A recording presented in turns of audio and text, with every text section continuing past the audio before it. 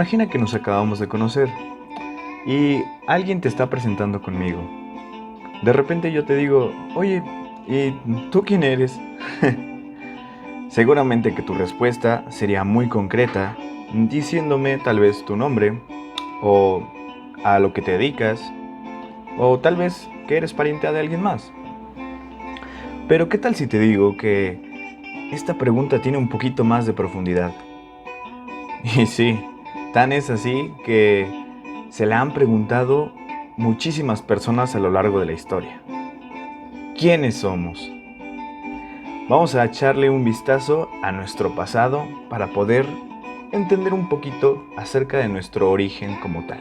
En la Tierra, el planeta en donde vivimos, existe una gran diversidad de lugares y de sistemas ecológicos en donde habrá diferentes tipos de diversidad de vida. La vida es tan vasta y diversa que se ha clasificado de muchísimas maneras debido a que hay muchas formas distintas de vida. Y una de ellas que conocemos muy bien, que en la escuela nos enseñan, son los 5 reinos de la vida. Tenemos el reino monera, al cual pertenecen las bacterias. El reino protoctista, donde se encuentran las amebas, diatomeas y bichos como los tripanosomas, que son organismos eucariotes microscópicos. Tenemos el reino fungi, donde están las conocidas amanitas como las que aparecen en Mario Bros, así como otros como las orejas de cacahuate, que sirven de alimento junto con los champiñones, y otro tipo de hongos también llamados zigomicetos, los cuales son hongos microscópicos. Y esto no termina aquí. También está el reino Plantae, al cual pertenecen toda la diversidad vasta de plantas que hay en todo el mundo. Desde aquellas con coloridas flores y distintas formas, hasta aquellas que apenas si son un pequeño musgo de unos cuantos centímetros de altura. Y por supuesto que también está el reino animal, en donde se encuentran todos los animales que tú tal vez conozcas y algunos que ni siquiera has visto y ni siquiera te imaginas. Y pues bueno, cabe mencionar que también, además de estos 5 reinos, en la actualidad se utiliza una clasificación por dominios. Esto gracias al profesor Carl Groos, el cual dijo, bueno, los reinos pueden estar relacionados entre sí a tal grado que lo que es el reino Animalia, Plantae, Fungi y Protoctista o Protista se encuentran en un dominio llamado Eucaria. Todos los bichos que están en este dominio, todos los animales, todas las plantas, todos los hongos y todos los protozoarios tienen la similitud de que poseen células eucariotas. Esta palabra eucariota proviene de eu, que significa verdadero, y cario, que significa núcleo. Esto nos dice que a nivel celular, todas las células por las cuales están compuestos estos organismos vivos tienen esa característica, ser eucariotes. Además de que comparten otros aspectos como secuencias similares del 16S ribosomal, pero eso lo dejaremos para otro video. Y entonces, ¿qué pasó con el reino monera? ¿En dónde se queda? ¿Por qué quedó aparte? Si hay 2 dominios más. Pues resulta que los moneras, recuerdan que les dije que ahí se encuentran las bacterias, se dividieron en 2 dominios, arquea y bacteria. Las bacterias, pertenecientes tanto a arquea como a bacteria, son células procariotas. Esta palabra proviene del pro, que significa antes de, y cario, núcleo. Suena similar, ¿no? Las eucariotas nos decía que era núcleo verdadero, o sea que sí tenía un núcleo celular. Y las procariotas dice que antes del núcleo. Esto quiere decir básicamente que todas las células eucariotas tienen delimitado un núcleo que va a proteger a su material genético, a su ADN. Y por el contrario, las células procariotas carecen de este núcleo, por lo cual su ADN, su material genético, se va a encontrar disperso dentro de la célula. Y bueno, esta división de los moneras en el dominio arquea y el dominio bacteria, pues tiene que ver más con características del estilo que les dije, similitudes y diferencias en la secuencia del gen 16S ribosomal, el cual es muy importante para producir proteínas, entre otras cosas que tal vez veamos en otro video. Pero bueno, ya hablamos de qué es lo que hay en la Tierra, la diversidad de la vida, pero ¿cómo comenzó todo esto?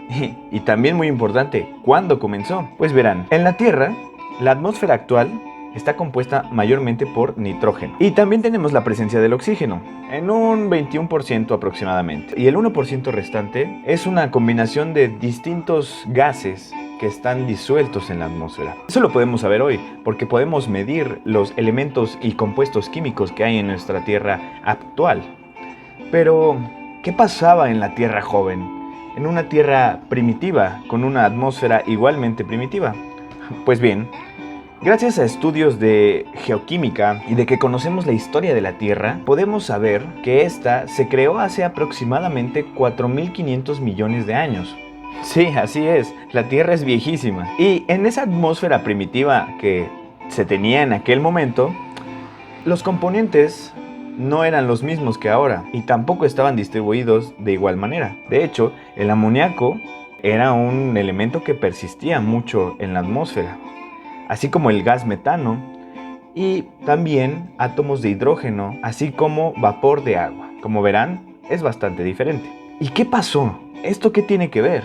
Pues bueno, gracias a todos esos elementos químicos que existían en nuestra atmósfera primitiva, además de que había una gran actividad tanto eléctrica como energética de altas temperaturas debido a que era un planeta joven muy caliente, toda esta energía junto con los elementos químicos comenzaron a reaccionar.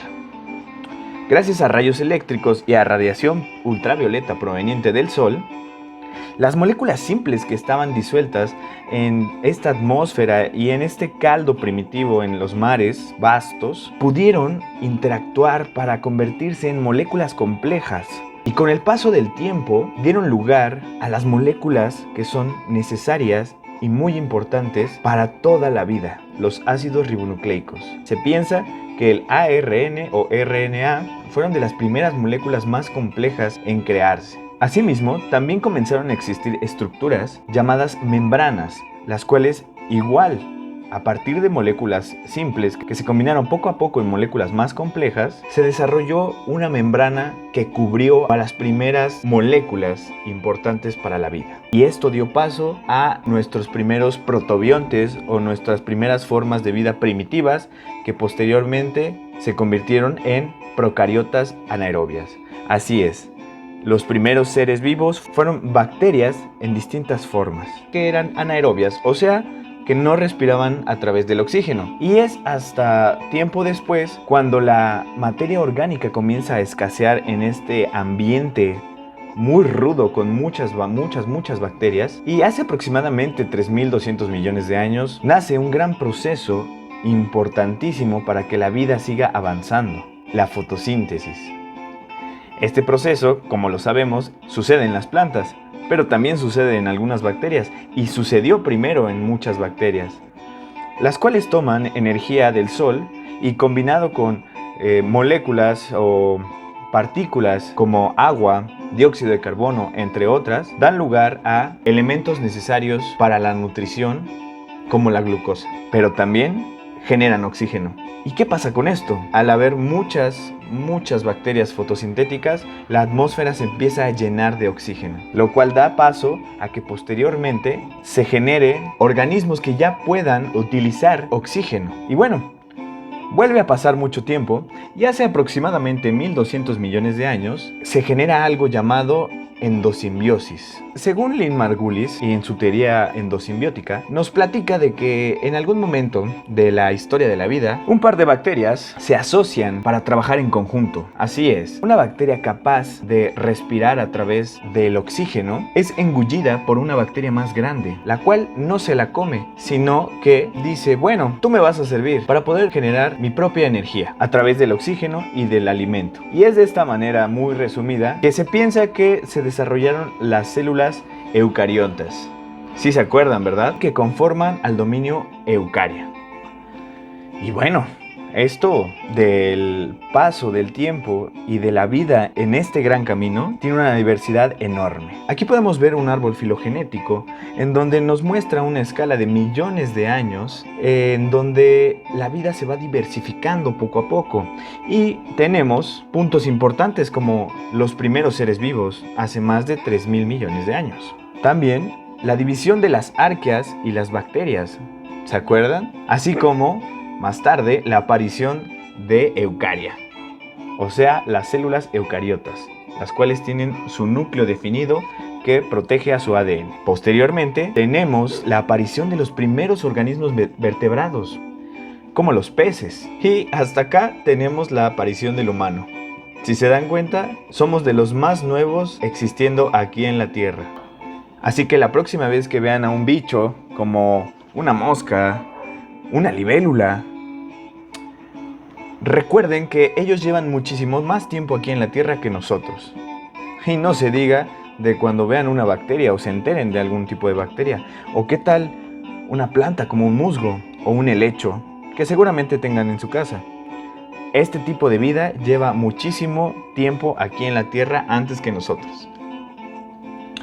Y así es como actualmente tenemos esta gran biodiversidad, una vasta distribución de la vida en diferentes formas, tamaños, colores, olores y sabores, desde los hongos, a las bacterias, a los protozoarios, a los animales, a las plantas. Y bueno, ¿cómo sabemos todo esto? Pues es gracias al desarrollo de las teorías del origen de la vida. Todo lo que yo ya les he ido contando fue pensado por alguien en algún momento. Aquí tenemos un par de tablas en donde resumimos aproximadamente las fechas, el nombre de las teorías y los autores de estas grandes ideas acerca del origen de la vida. Como se pueden dar cuenta, hemos pasado por muchos pensamientos, muchos muy diferentes, otros muy relacionados, unos muy acertados y otros no tanto. Pero bueno, ha habido grandes pensadores a través de la historia que nos han enseñado y nos han dado un vistazo gracias a sus ideas a lo que hay en la Tierra, a cómo posiblemente surgió la vida en la Tierra. Sin embargo, aún queda mucho más por descubrir. Y quién sabe, quizás tú, el que nos estás escuchando ahorita mismo, seas la próxima persona que nos ayuda a entender mucho mejor este origen de la vida en la Tierra. Y bueno, criaturitas pluricelulares, si les gustó este video, por favor suscríbanse al canal, denle like y compártanlo. Y estén atentos a los siguientes videos. No olviden dejar sus dudas en la caja de comentarios. Y recuerden que la ciencia nos ayuda a entender mejor lo que está a nuestro alrededor y que nos pasa día a día. Así como este tipo de preguntas de ¿quiénes somos? Sencillamente. Nos vemos la próxima.